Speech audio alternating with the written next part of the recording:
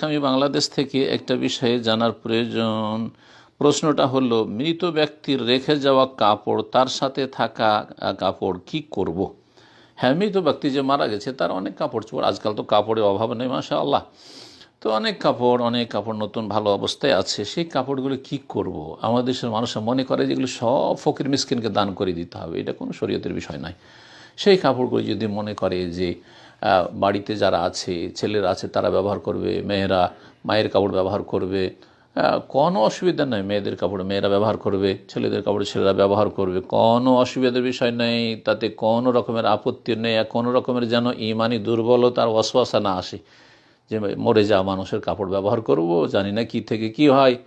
এগুলি হচ্ছে অলৌকিক লক্ষণ, যেটা শিরক। আত্ময়ারাত শিরকুন, অলৌকিক লক্ষণ নেওয়া হচ্ছে শিরক।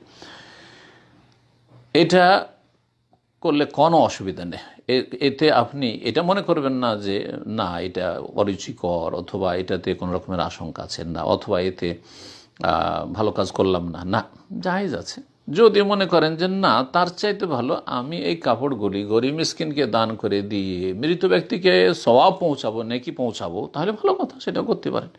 এই নিয়তে আপনি গরিব মিসকিনকে দিতে পারেন। কিন্তু এটা মনে করা যে মৃত ব্যক্তির সমস্ত কাপড় চোপড় গরিব মিসকিনকে দিয়ে দিতে হবে, ব্যবহার করা যাবে না, অথবা ব্যবহার করলে কোনো রকমের আশঙ্কা আছে ক্ষতির, এটা একটি বিদআত, কুসংস্কার অথবা শিরক।